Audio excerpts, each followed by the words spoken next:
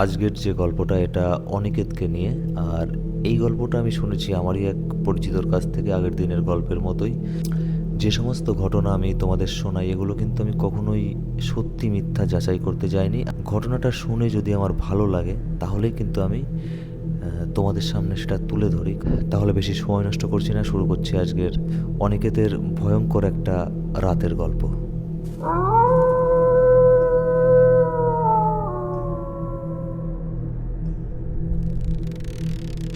তো অনিকেত নামে এই ছেলেটি কলকাতার একটা মেসে থাকতো কম্পিটিটিভ এক্সাম পড়াশোনার জন্যে।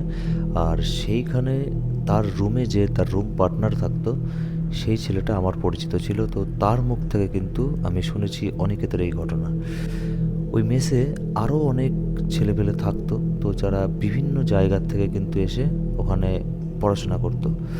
তো যাই হোক, ওই মেসেরই একটা ছেলের সঙ্গে অনিকেতের খুব ভালো বন্ধুত্ব ছিল। তো একটা টাইম যখন পড়াশোনার একটু চাপ কম রয়েছে তখন অনিকেত ওই বন্ধুটার বাড়িতে ঘুরতে যায়।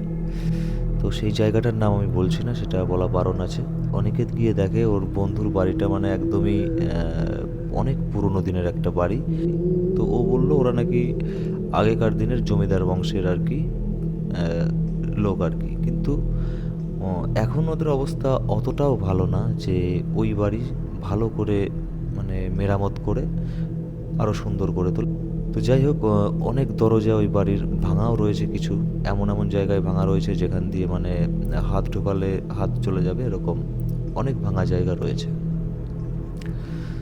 নিচের তলায় ছিল 4টে রুম আর একটা কিচেন ছিল। তো কিচেনটা ছিল মাঝে, আর কিচেনের ডান সাইডে 2টো রুম আর বাঁ সাইডে 2টো রুম। আর উপরের তলাতেও ঠিক একই সিস্টেম, ওখানেও কিন্তু সেই একই সিস্টেমে 4টে রুম রয়েছে।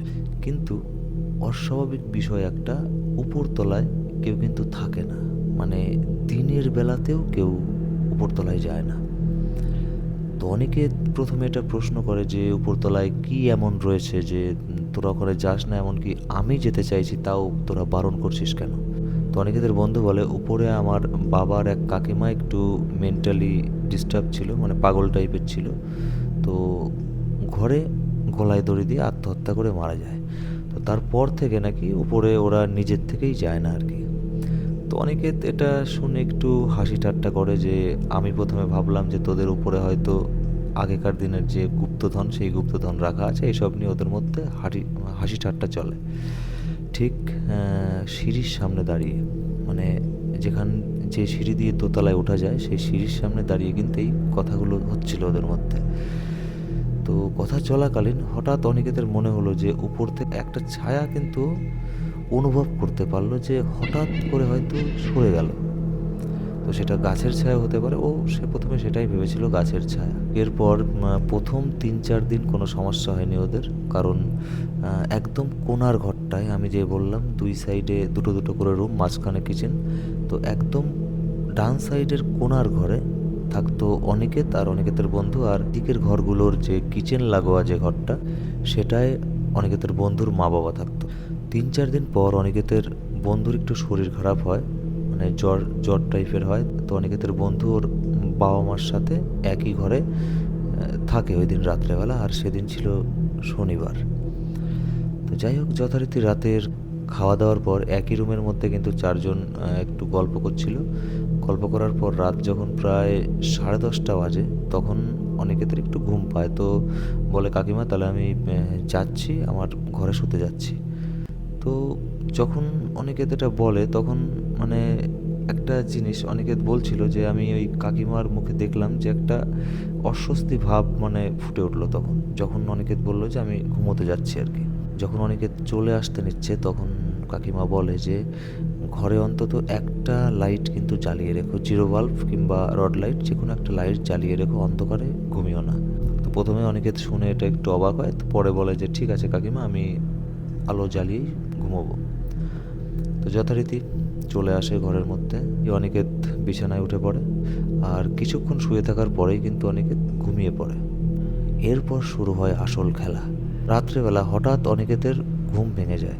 কি করে একদম ওই সময়তেই ওর ঘুম ভাঙলো সেটাও জানে না। তো যাই হোক, ঘুম ভাঙার পর ও শুনতে পায় যে উপরে কেউ যেন হাঁটছে, মানে ছাদের উপরে যদি হাঁটে ঠিক তার নিচের ঘরটায় যেমন সাউন্ড শোনা যায় ঠিক ওই রকম সাউন্ড ও পাচ্ছে। প্রথমটায় ও ভাবে যে এটা হয়তো কোনো ইঁদুর হতে পারে, কারণ ওপর ঘরে কেউ থাকে না, উপরের ঘরে কোনো ইঁদুর হতে পারে কিংবা বিড়াল হতে পারে, এরকম কিছু ভাবে। কিন্তু পরে আওয়াজটা আরও স্পষ্ট শুনতে পায়, কারণ তখন ওর ঘুম কিন্তু পুরো ছুটে গেছে, ঘুম আর নেই। স্পষ্ট শুনতে পায় যে এত ভারী আওয়াজ আর থপ থপ করে একটা সাউন্ড হচ্ছে হাঁটার। তো এটা শিওর মানুষেরই পা, মানে মানুষেরই হাঁটার আওয়াজ হচ্ছে এটা। আর সেই মানুষটার দেহ একটু বড়সড় হবে অবশ্যই, মোটা কাটা। তখনও একটু আশ্চর্য হয়ে যায় যে কাকিমা কাকু বলল যে উপরের ঘরে কেউ থাকে না, তাহলে এত রাত্রিবেলা ওখানে কে হাঁটছে। তো এই রকম সাত পাঁচ ভাবতে ভাবতে হঠাৎ আওয়াজটা থেমে যায়। এরপর শুরু হয় আর একটা আওয়াজ, কোনো আসবাবপত্র কিংবা চেয়ার টান দেয়, যে ঘষার যে আওয়াজটা ঠিক ওই রকম একটা আওয়াজ, মানে উপরের ঘরের একদিক থেকে আর একদিকে, মানে কেউ যেন একটা চেয়ার টানতে টানতে অন্যদিকে নিয়ে গেল। এইবার অনিকেতের একটু একটু ভয় করতে লাগলো, কারণ তখন ওর মনে পড়ে গেছে যে ওপরের ঘরে অনিকেতের বাবার কাকিমা গলায় দড়ি দিয়ে আত্মহত্যা করেছে। এটা মনে পড়ার পর ওর মানে সত্যিই তখন ভয় লাগছে। কিন্তু তখনই ও খেয়াল করলো আওয়াজটা আর নেই, পুরো সব চুপচাপ। 5 মিনিট গেল, 10 মিনিট গেল, ঠিক 15 মিনিটের মাথায় অনিকেত ওর নিজের ঘরের দরজায় 3বার টোকা দেওয়ার আওয়াজ শুনতে পেল। আওয়াজটা এত আস্তে কিন্তু খুবই তীক্ষ্ণ, কারণ এইরকম আওয়াজ তখনই সম্ভব যখন হাতের যে আঙুল হয় সেই আঙুলগুলো যদি খুব শক্ত আর বড় হয়, তাহলে কিন্তু এরকম আওয়াজ করা সম্ভব, কারণ আঙুলের ডগা দিয়ে কিন্তু এরকম আওয়াজ সম্ভব না, তার জন্যে বড় নখ দরকার। তো অনিকেত বুঝতে পারলো যে দরজায় টোকা দিল তার হাতের নখগুলো অবশ্যই বড় বড় হবে। তো এরপর অনিকেত ভাবলো যে চিৎকার করবে কিনা, ও মানে ভাবছিল চিৎকার করব, তারপরও ভাবলো যে এমনও তো হতে পারে যে বাইরে কোনো বিড়াল কিংবা কোনো কুকুর হয়তো এরকম করতে পারে, কারণ নিচের তলায় বাড়ি, এটা হতেই পারে। তো সাহস করেও উঠে আসতে গেল, আর তখনই ওর চোখ পড়ল দরজার নিচে যে ভাঙা অংশটা ছিল সেই ভাঙা অংশে। ঘরের মধ্যে তখন জিরো লাইটের আলো জ্বালানো ছিল, আর ওই ফাঁকা দিয়ে অনেকে দেখতে পেল একটা মানুষের পা। আর সেটা স্বাভাবিক পা নয়, পা যদি পচে যায় তখন একটা যে ফোলা ভাবটা আসে আর কেমন একটা কুৎসিত রকম দেখতে, কিন্তু পায়ের নখগুলো প্রায় 1 ইঞ্চি লম্বা। ঠিক সেই সময় দরজায় 2 আঙুল দিয়ে কেউ যেন আঁচড় কাটলো, সেই রকম একটা আঁচড় কাটার দাগও শুনতে পেল।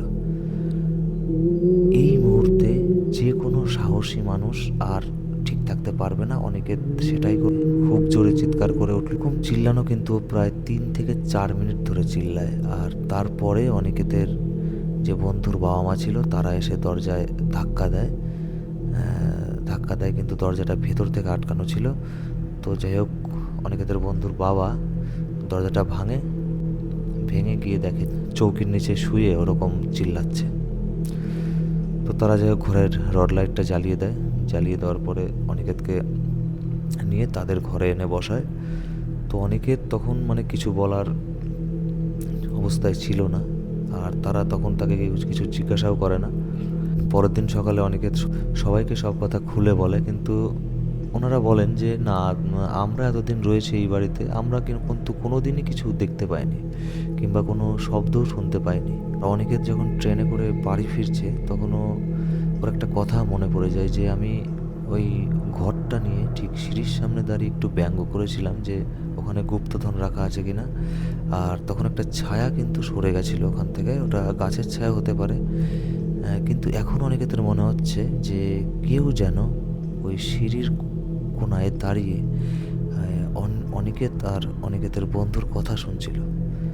আর অনিকেতের ইয়ার্কির জবাবটা কিন্তু ওই রাত্রেবেলা দিয়ে দিয়েছে। তো যাই হোক বন্ধুরা, ভূত প্রেত নিয়ে ইয়ার্কি ঠাট্টা এগুলো না করাই ভালো আমার মনে হয়। তো তোমরা মানো চাই না মানো, যেমন ভালো শক্তি রয়েছে আমাদের পৃথিবীতে, তেমন কিন্তু খারাপ শক্তিও রয়েছে আমাদেরই এই পৃথিবীতে। তো যাই হোক, তোমাদের আজকের গল্পটা কেমন লাগলো অবশ্যই কমেন্ট বক্সে জানাও। আর এখনও যারা আমাদের ishankoon.10 ইউটিউব চ্যানেলকে সাবস্ক্রাইব করোনি, তারা অবশ্যই একবার সাবস্ক্রাইব করে নেবে, তাহলে কিন্তু আরও নতুন নতুন ভয়ঙ্কর ভিডিও আমি তোমাদের জন্য নিয়ে আসবো। আজকের মতো এইটুকুই, সবাই সাবধানে থাকবে। আর রাত্রেবেলা দরজায় কোনো আওয়াজ হলে দরজা খুলে বাইরে যাওয়ার দরকার নেই। আসছি পরের ভিডিওতে। ধন্যবাদ।